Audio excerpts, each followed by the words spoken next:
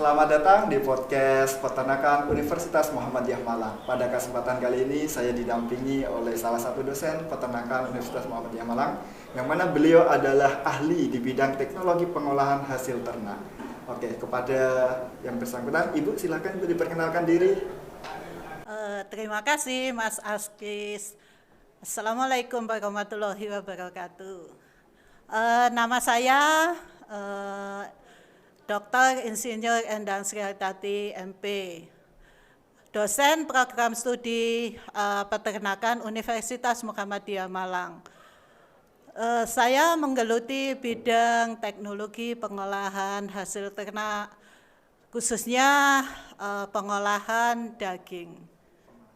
Ya Ibu, berbicara tentang pengolahan daging, sebentar lagi kita ini sudah mendekati Idul Adha. Tentunya kita pasti banyak melakukan pengolahan tentang daging Ibu. Pertama tentunya kita mengucapkan selamat Idul Adha untuk teman-teman yang menjalankan. Dan menurut Ibu, apakah ada bahaya, apalagi ketika kita lihat saat ini Ibu, itu kan baru wabah PMK. Kira-kira apakah ada yang harus kita persiapkan untuk menanggulangi itu Ibu? Sebetulnya masyarakat itu tidak perlu resah atau takut yang berlebihan di masa wabah PMK ini. Karena wabah ini sebetulnya tidak menyebabkan gangguan kesehatan pada masyarakat. Terutama kita tidak perlu resah jika kita akan mengkonsumsi daging maupun susu pada masa wabah ini. Kalau berbicara tentang PMK Ibu, kita mungkin pengen tahu dulu apa sih sebab yang menyebabkan. Kalau kita lihat sekarang di berita itu kan banyak yang tiba-tiba sapi mati, terus kambing mati. Itu kira-kira apa Ibu penyebabnya Ibu? PMK itu adalah penyakit mulut dan kuku. Penyebab penyakit ini adalah virus, di mana virus ini biasanya akan menyerang ternak berkuku belah, misalnya sapi, kemudian kerbau, kambing, domba, dan juga babi. Dengan gejala-gejala, misalnya yang pertama biasanya demam, kemudian terjadi lepuh dan luka pada mulut, gusi, lidah, kemudian juga pada kaki. Bahkan kalau pada kasus yang lebih parah lagi, pada kaki itu akan menyebabkan kuku lepas sehingga ternak ini pincang. Jadi ternak mengalami kesulitan jalan. Kemudian dia dengan terserang penyakit ini, gejala yang lain misalnya adalah kesulitan nafsu makan turun, bahkan sama sekali tidak mau makan. Akibatnya kemudian sapi menjadi kekurangan gizi, kemudian karena tidak mau makan tadi dia gemetar, kemudian menjadi ambruk dan sebagainya seperti itu. Oke Bu, berarti dia hanya mampu menyerang ternak-ternak yang berkuku belah. Untuk yang teman-teman punya unggas atau apa, berarti tidak perlu takut ya Bu? Enggak.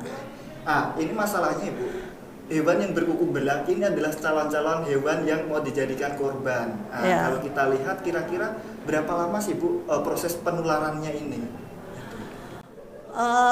Masa inkubasi, yaitu mulai masuknya virus ini ke ternak sampai timbulnya gejala, itu biasanya ringnya 1 sampai 14 hari. Nanti timbulnya gejala itu tergantung pada kondisi ternak gitu ya. Karena itu masa ring yang panjang ini itu kita perlu juga waspada di situ ketika kita memilih hewan untuk kurban gitu ya. Lebih hati-hati gitu. Saya kemarin dengar itu Ibu dari kawan, curhatan dari kawan. Jadi dia itu kan membeli ternak karena ternak sapi ya Bu. Karena ini kan korbannya masih, kalau kita ikut pemerintah berarti hari Minggu, tapi ketika kita Muhammadiyah mungkin dipotongnya hari Sabtu. Kebetulan teman saya itu membeli sapinya seminggu sebelum hari H, dan ternyata sekarang itu dia mengalami ambruk Ibu. Itu bagaimana Ibu? Apakah masih bisa dikorbankan atau harus beli yang baru lagi Ibu?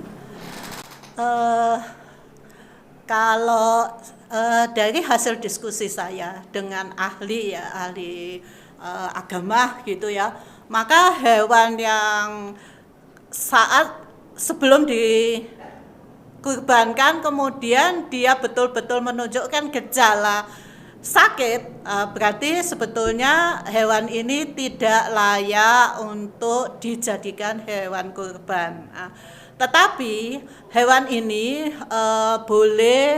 tetap boleh dipotong. Hewan yang terkena PMK ini tetap boleh dipotong. Tapi sebaiknya jangan dipotong di tempat-tempat kurban, meskipun di situ ada didampingi oleh ahli, karena di situ peralatan yang digunakan mungkin sangat terbatas sekali. Hewan yang sudah betul-betul mengalami PMK ini ya, terserang PMK, itu sebaiknya kalau dipotong pun harus dipotong di rumah pemotongan hewan yang mempunyai fasilitas yang memadai, dan juga ada pemeriksaan antemortem maupun postmortem oleh tim dokter hewan di situ. Oke. Kalau tadi kan walaupun tidak bisa dijadikan korban Ibu, tapi setidaknya kan masih bisa dipotong. Walaupun tempat pemotongannya itu di tempat-tempat tertentu, harus di RT seperti itu.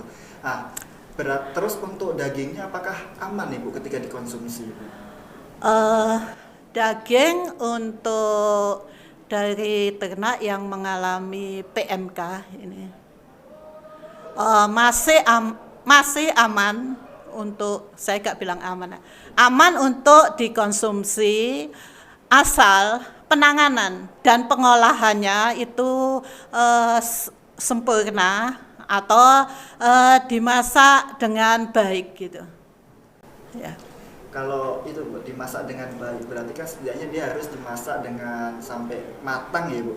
Ya, nanti ada beberapa tips supaya masyarakat itu tidak takut atau gelisah atau ragu-ragu untuk mengkonsumsi itu. Nanti saya berikan tip-tip untuk supaya masyarakat tidak gelisah dan tidak merasa takut, oh ini kena PMK. Karena tadi saya bilang PMK itu kan masa ringnya itu inkubasinya 1 sampai 14 hari. Bisa saja ini sudah terinfeksi virus PMK, tetapi belum menunjukkan gejala. Berarti kita tidak tahu, oh ini sakit, masih ragu-ragu ini sakit atau enggak. Berarti untuk menghilangkan keraguan itu, maupun sudah kena PMK atau belum, berarti kita harus lebih jauh waspada, sehingga kita lebih tip-tip untuk mengolah daging, maupun itu sudah kena PMK atau tidak, itu nanti akan saya berikan.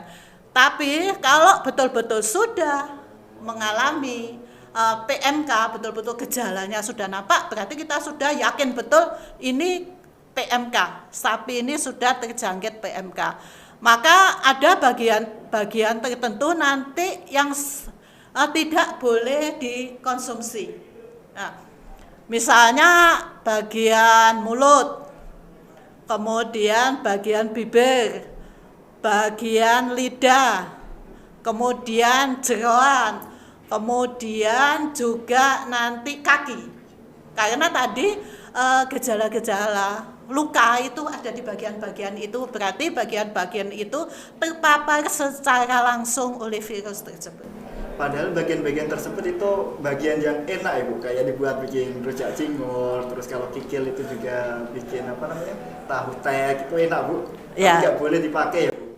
Kalau betul-betul sudah menunjukkan misalnya PMK, misalnya luka, pelepuan dan sebagainya, ya sebaiknya tidak, karena di situ sudah betul-betul terpapar oleh virus. Nah, kalau misalnya kita masih masyarakat tidak perlu resah, itu saya maksudkan gini, kita kan tidak tahu misalnya daging itu berasal dari ternak yang terpapar atau tidak, kena PMK atau tidak. Misalnya kita beli di pasar itu yang jelas biasanya kalau pasar resmi itu berasal dari RPH. Tapi kan tadi karena range-nya inkubasi itu bisa saja ternak itu sudah terinfeksi tapi belum menunjukkan gejala penyakit PMK. Nah, berarti kan kita meskipun belum bergejala, kita harus waspada apa? Kalau saya boleh memberikan dua cara untuk pengolahan, khususnya untuk daging ya. Daging ini adalah yang utama ya, bagian yang utama biasanya yang dikonsumsi.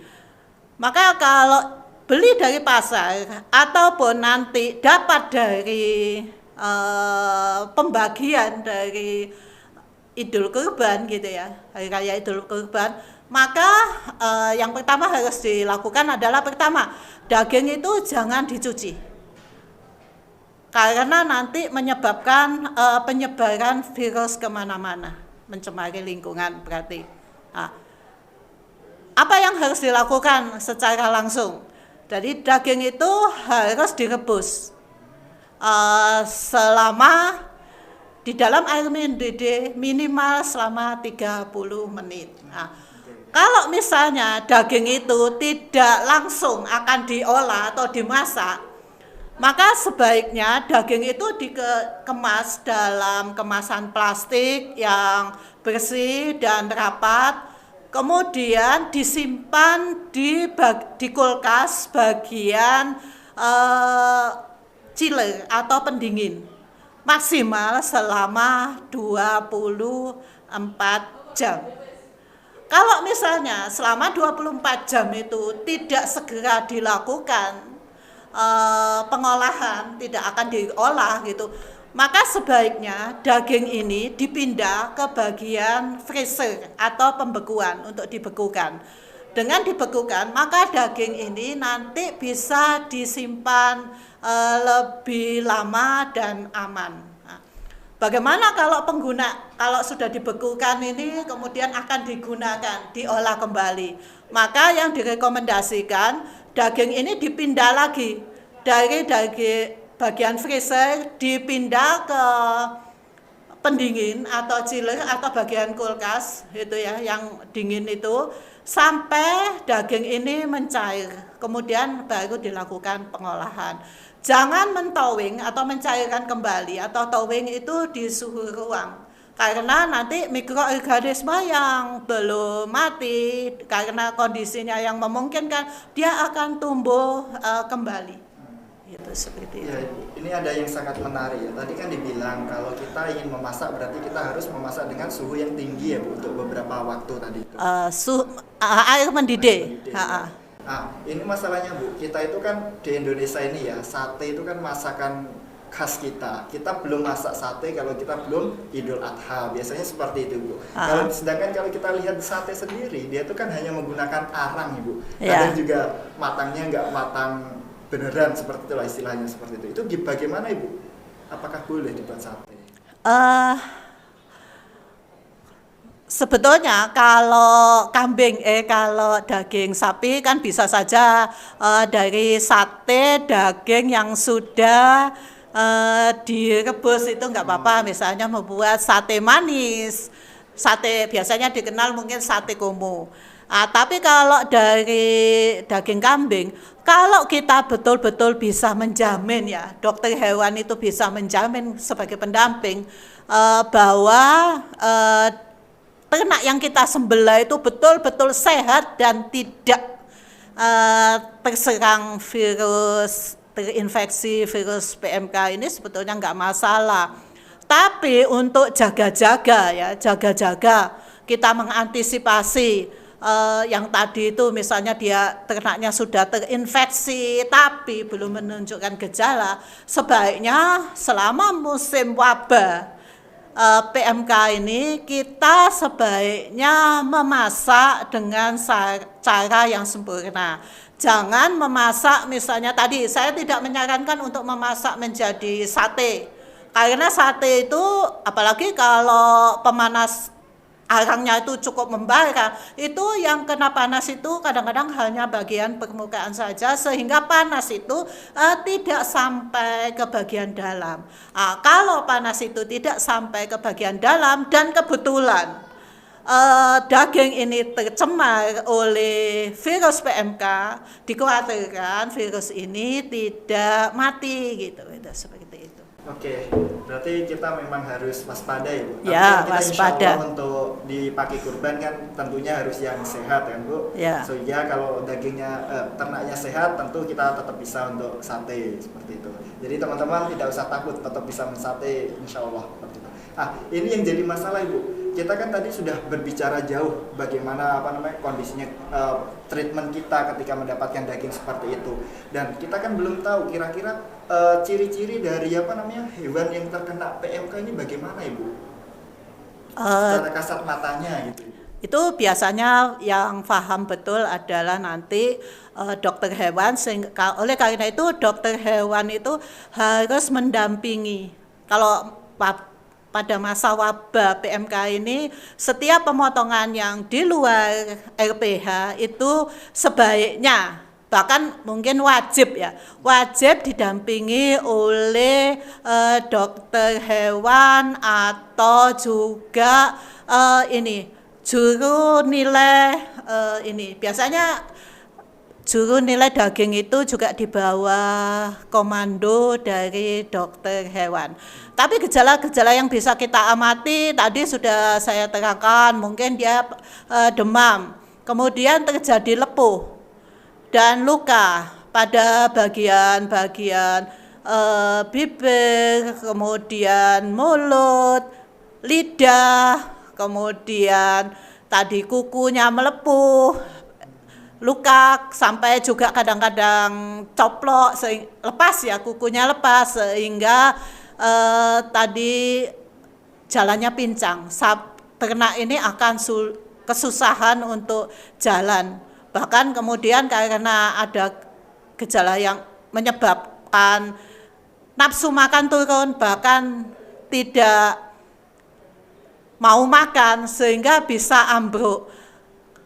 Tidak mau makan ini juga bisa menyebabkan kondisinya menurun sehingga bisa kemudian diikuti dengan penyakit-penyakit yang disebabkan oleh selain virus, misalnya oleh bakteri, sehingga penyakitnya itu akan semakin kompleks gitu. Betul ya, Bu? Seperti itu. Ya, ternyata di musim yang seperti ini kita serba susah seperti itu, karena kita kan juga tidak tahu, mungkin ketika kita berbelanja atau membeli ternaknya terlihat sehat, tetapi ketika sudah sampai di lokasi itu belum tentu sehat karena dia bisa terpapar di jalan atau seperti itu. Dan mungkin Ibu ini mungkin tips cara kita memilih ternak Ibu, kira-kira untuk menjaga supaya nanti ternak yang kita beli ini bisa bertahan sampai dipotong kurban gitu Ibu, karena kita kan niatnya beli ternak ini untuk berkurban. Kalau tips itu tips sehat pertama sehat. Cuman itu tadi yang jadi permasalahan kan masa inkubasinya panjang. Kadang-kadang sudah terinfeksi tapi tidak menunjukkan gejala. Itu yang akhirnya menyulitkan kita. Pokoknya kita sudah betul-betul memilih yang sehat dan memenuhi untuk dijadikan hewan kurban. Itu kan biasanya seperti itu. Sehat kemudian memenuhi untuk hewan kurban. Tetapi kalau kemudian ternyata di perjalanan itu kemudian ternyata gejala-gejala itu timbul, berarti kan sebetulnya hewan ini tidak layak untuk dijadikan kurban gitu. Tadi saya belum membahas juga tadi yang sudah jelas-jelas terkena PMK itu boleh disembelih, tapi harus di RPH yang punya fasilitas lengkap dari segi higienisnya, sanitasi, kemudian peralatannya, kemudian lingkungannya sudah dikondisikan sedemikian rupa. Sehingga kalau masyarakat pengen jangan takut mengkonsumsi daging, saya bilang seperti itu. Kalau beli di pasar, ya itu tadi ada beberapa tips tadi. Yang belum saya jelaskan tadi adalah bagaimana dengan jeroan. Kalau sudah jelas-jelas mengalami serangan PMK dengan gejala yang sudah timbul, berarti kan tadi sudah bagian-bagian tertentu sudah tidak boleh dikonsumsi. Padahal itu sudah jelas nanti tidak masuk ke pasaran ya. Tapi kadang-kadang kita yang ragu-ragu itu kalau kita beli di pasar tradisional maupun pasar modern ya, terutama di pasar tradisional kita beli ya kita waspada saja. Tadi daging ya kita rebus dulu, nggak boleh dicuci, direbus dengan air mendidih. Yang belum saya jelaskan tadi adalah bagaimana dengan penanganan dan pengolahan jeroan. Padahal jeroan itu merupakan bagian ternak yang paling digemari oleh masyarakat di Indonesia. Sebetulnya kalau saya sarankan, kalau membeli di pasar, belilah jeroan yang sudah dimasak. Kalau jeroan belilah yang sudah dimasak. Tapi kalau tidak tersedia jeroan yang sudah dimasak, maka ketika sudah sampai rumah sama dengan daging tadi, jangan dicuci tetapi langsung saja dimasak dalam air mendidih selama minimal 30 menit. Kemudian baru diolah sesuai dengan selera gitu. Tapi ngomong-ngomong, biasanya kan kalau kita beli daging atau apa nyampe rumah kan kita cuci dulu ya, Bu.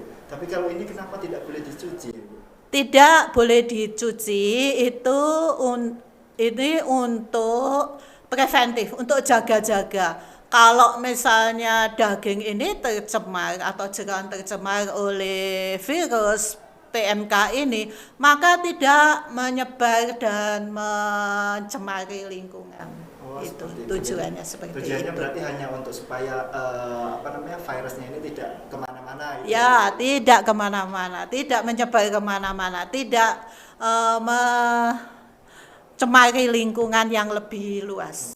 Oke, ya Bu. Ini kemarin juga sempat sih Bu, ada ngobrol-ngobrol sama kawan-kawan gitu, katanya kan yang awalnya kawan-kawan ini kan sebelum PMK wabah, mereka itu gemar untuk mengkonsumsi daging. Ketika ada PMK, dia itu langsung menstop untuk saat ini tidak konsumsi daging terlebih dahulu, karena ya takutnya itu, padahal tadi kan menurut Ibu itu kan sebenarnya tidak apa-apa untuk dikonsumsi ya Bu, asalkan dia itu cara masaknya sudah benar. Kalau kita lihat dari segi ketahanannya Ibu, semisal kalau kita biasanya kan kalau kita beli daging atau apa, kita kan bisa diawetkan di freezer untuk beberapa saat. Kalau kita untuk daging yang mungkin sudah terkena gejala PMK, apakah dia lama simpannya juga sama Ibu? Kalau kita sudah lakukan penanganan dan pengolahan, insya Allah juga bisa disimpan ya. Tadi saya katakan kalau misalnya tidak langsung diolah pada hari itu juga gitu ya, berarti daging dan jeroan tadi yang kita tidak boleh cuci tadi, kita masukkan ke plastik, kemudian kalau daging dimasukkan ke plastik yang bersih dan tertutup rapat, kemudian disimpan di pendingin atau chiller ya, kalau di kulkas itu biasanya ada freezer, kemudian pendingin, kemudian ada kulkas biasa itu ya. Di chillernya ini biasanya ada chiller, tempat untuk menyimpan daging, ikan, ayam dan sebagainya. Letakkan di situ maksimal 24 jam. Besok boleh ada manfaat kita memasukkan ke chiller itu selama 24 jam, yaitu supaya nanti akan menyebabkan daging ini akan lebih empuk saat dilakukan pengolahan atau dimasak. Kemudian manfaat yang kedua itu adalah dengan menyimpan di suhu dingin ini atau di chiller ini, maka akan membantu membunuh virus apabila daging tersebut tercemar oleh virus, khususnya PMK pada saat ini. Oke, Ibu. Nah, ini ada juga kan yang bilang, kita kan kalau lihat dari berita ya, Jawa Timur ini kan mungkin titik terparah ya Bu, untuk penyebaran PMK. Nah, biasanya boleh nggak sih Bu, semisal kita yang bekerja di daerah Jawa Timur ini, pulang kita bawa oleh-oleh daging gitu Bu, dari yang dibeli dari sini? Sebaiknya ya, daging, kemudian jeroan, kemudian produk-produk peternakan kalau musim seperti ini itu sebaiknya juga tidak berpindah-pindah tempat ya, karena kemungkinan daging itu juga merupakan sarana untuk menyebarkan virus ini. Jadi tidak kita anjurkan untuk membawa ternak, juga membawa produk-produk peternakan, daging dan sebagainya itu dari daerah ke daerah, apalagi dari daerah wabah ke daerah yang tidak wabah. Nanti kasihan daerah yang tidak wabah ini bisa terjadi penularan di situ. Seperti itu ya Bu. Berarti untuk teman-teman yang biasanya pulang kampung membawa oleh-oleh daging, untuk saat ini mungkin bisa dimohon untuk ditahan terlebih dahulu ya Bu. Kita bawa oleh-oleh yang lain seperti itu. Dan mungkin Bu, karena ternyata waktu kita juga sudah mau habis ya Bu, mungkin kita bisa minta Ibu untuk memberikan tip bagaimana sih masyarakat umum ini menyikapi fenomena PMK di tengah Idul Adha. Tipsnya supaya masyarakat tidak takut seperti itu Ibu. Yang jelas tidak perlu resah atau galau dan takut berlebihan ya. Kemudian bagi panitia yang melakukan penyembelihan hewan kurban selain di RPH, itu sebaiknya juga didampingi oleh dokter hewan atau jajarannya, tim-timnya yang sudah dikomandoi oleh dokter hewan, sehingga nanti bisa melakukan pemeriksaan kesehatan sebelum penyembelihan maupun sesudah pemotongan. Kemudian tip yang lain yaitu panitia juga sebaiknya di dalam melakukan penyembelihan harus juga memenuhi syarat-syarat yang banyak mungkin sudah diinformasikan berkaitan dengan higienis dan sanitasi. Itu juga harus ini, misalnya penyembelihannya juga pakaian yang bersih dan pakaian khusus untuk penyembelihan. Kemudian alat-alatnya juga harus dibersihkan dengan baik. Kemudian tempat penanganan daging juga harus disediakan dengan baik sesuai dengan yang dihimbau. Kemudian bagi yang memotong-motong daging juga hendaklah sanitasi. Ini diperhatikan, sebelum ini harus cuci tangan dan pakai baju yang bersih, kemudian bagian tubuh yang lain juga bersih. Kemudian saran saya yang lain itu adalah ini, sebaiknya jeroan itu diberikan kepada yang berhak itu atau didistribusikan dalam bentuk sudah dimasak. Tadi dididihkan dimasak dalam air mendidih minimal 30 menit. Sebaiknya dididihkan lebih dulu, karena kalau diberikan di dalam kondisi mentah, kalau itu ya terpapar oleh virus PMK, takutnya nanti menyebar kemana-mana. Jadi sebaiknya didistribusikan, direbus dulu tadi dengan syarat tadi dalam air mendidih minimal 30 menit, kemudian nanti baru dimasukkan di wadah-wadah kantong yang bersih, kemudian baru didistribusikan.